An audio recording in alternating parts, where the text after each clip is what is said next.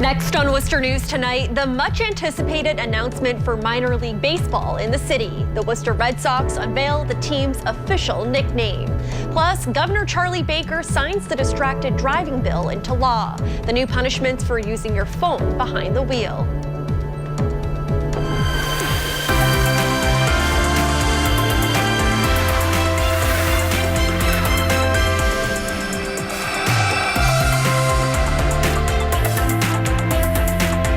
Good evening and thanks for joining us. I'm Olivia Lemon. An exciting night in the city as the Worcester Red Sox unveil their official team nickname. The AAA baseball team is still about a year and a half away from playing in the city, but tonight is a major step forward in welcoming them to Worcester. Our Cam Jandro was at tonight's unveiling. He joins us now with more. Cam. Olivia, if you were one of the people rooting for Woo Sox to come out on top, get excited because Woo Sox is now officially the AAA team's nickname, the team airing this video to make it official. Would anything beat the front runner? How can you beat the Woo Sox?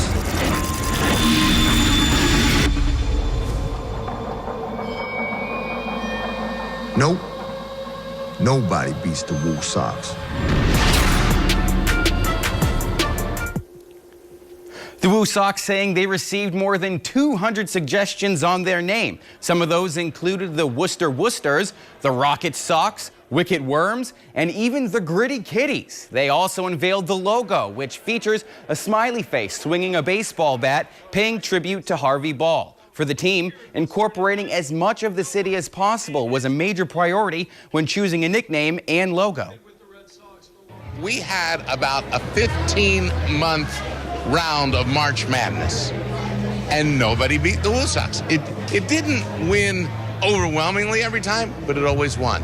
We didn't want to be presumptuous and say, here we are, new to a city, new to a community, we hereby anoint this club blank. We wanted to feel the city, hear the city, learn the city and the region. The team also launched their merchandise store and mercantile center. Fans lined up around the corner for a chance to be among the first with official Woo Sox memorabilia. And while not everyone was on board with the new nickname, those in line say it was a perfect name for Worcester's newest baseball club. It was pretty impressive because it's pretty clear that the management with the Red Sox made a real strong effort to try to keep the character of the city with the team. I love the nickname. I love the logo. I think it's really reflective of Worcester, and it just really speaks to us. It's going to take off. Worcester's heading in the right direction, and just by the announcement, as soon as we announced the Worcester Red Sox, just elevated the city to a new level. With the store comes the launch of the team's new online gift shop. Fans can now visit GoWooSox.com. As for other nicknames, Dr. Charles Steinberg says don't count them out yet. Numerous suggestions may be used for future promotional opportunities once Polar Park finally opens its gates and the Woo Sox take the field for the first time. In the studio tonight, I'm Cam Jandro, Worcester News Tonight.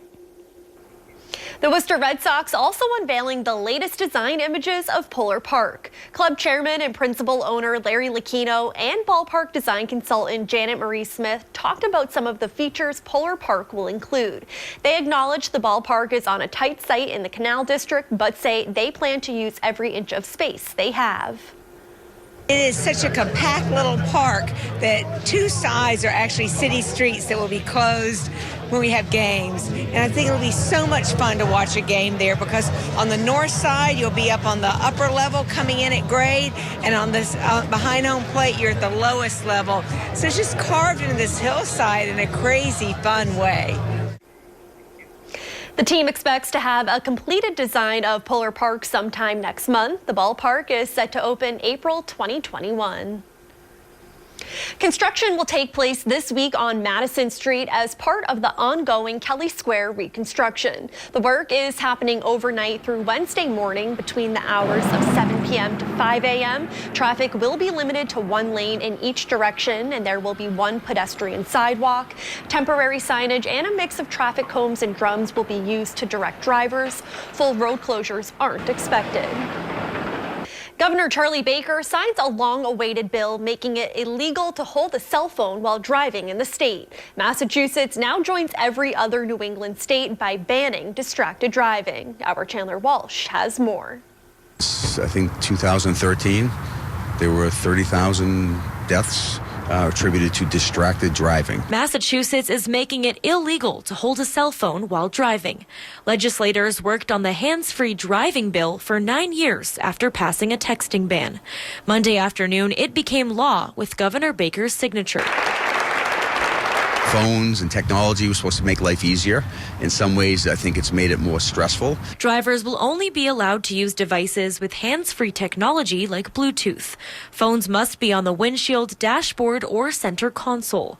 Drivers can't view texts or messages, but can look at their GPS. It's going to be a learning curve for all of us as we're out there on the street enforcing this, as it's a new law. Fines range from $100 to $500. A second offense calls for a safety course, and 3 or more offenses carry an insurance surcharge. Our goal is to change their behaviors. Unfortunately, sometimes it takes a fine to do that, and by doing it progressively, you're going to give someone an opportunity to correct their behavior without it costing them a lot. Berlin Police Chief Tom Galvin says the bill will make it easier for officers to do their jobs and make roads safer.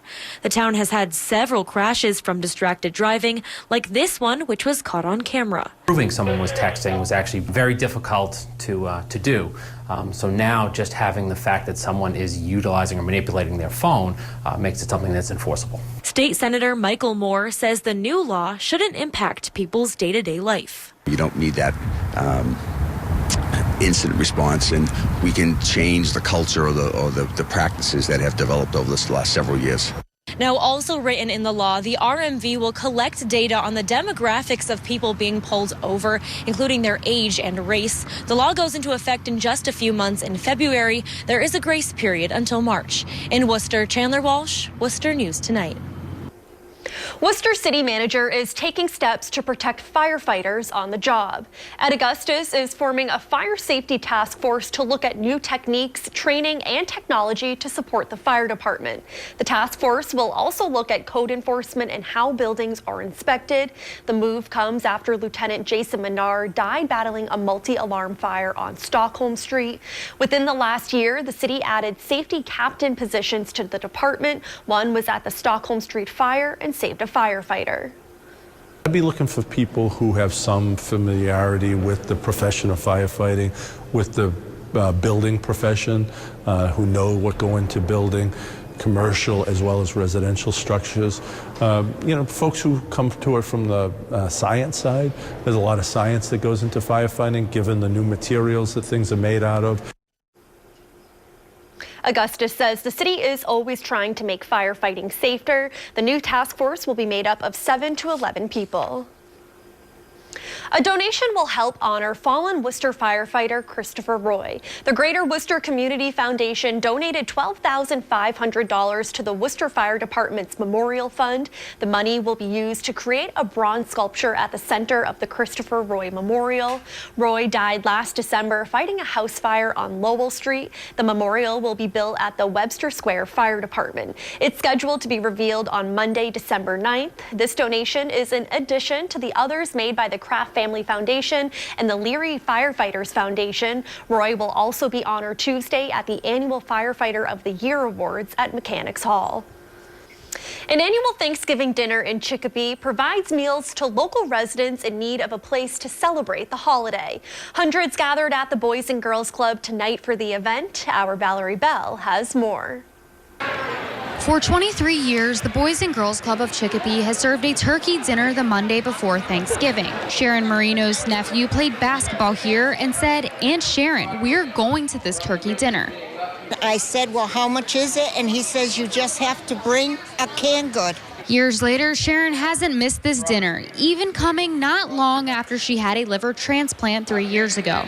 I still came here for my Thanksgiving dinner, which is soreness and everything, but I was here. Yes, so see, this is what this means to me. Admission to the dinner is a non-perishable food item. It's donated to Lorraine's Soup Kitchen and Pantry. If I can give 5 cans, I maybe can help 5 people. but I brought cereal, canned goods, soap, soup. You name it, I brought it in that bag. Jason Reed is the executive director of the Boys and Girls Club. He says more than 300 people come to the dinner each year, and it's just one way they give back. I see some of the same faces year after year. I watch them come in. I watch them enjoy their dinner. It's great for us. It's great for the club to be able to give back to the community and the folks that live here in Chicopee. The Boys and Girls Club says the annual event is made possible by their sponsors. Monday, Spectrum presented the club with a check for $2,500 to support their technology programs. Reed says they are thankful to be able to support their community. This time of year, everybody can use a little bit of time together, use a good meal. This may be the only turkey dinner that a lot of folks will have over the holiday season, so we're very thankful that we can provide this to our community. Reporting in Chicopee, Valerie Bell, Worcester News Tonight. More than 1,000 families will receive Thanksgiving dinners thanks to the Friendly House in Worcester. They're in their 14th year distributing food, and they get help from different organizations, including the Worcester County Sheriff's Office. Our Matt Restino has more. Dozens are picking up their Thanksgiving meal at the Friendly House in Worcester. It's part of the Friendly House's annual Thanksgiving food distribution. Director Gordon Hargrove says it's a way to help those in need over the holidays. A full turkey dinner, meal and so forth, will cost $20, $30 and so forth. But this would be money that could be used for gas or help defer the cost of a bill. More than 80,000 pounds of food are being given out to more than 1,000 families.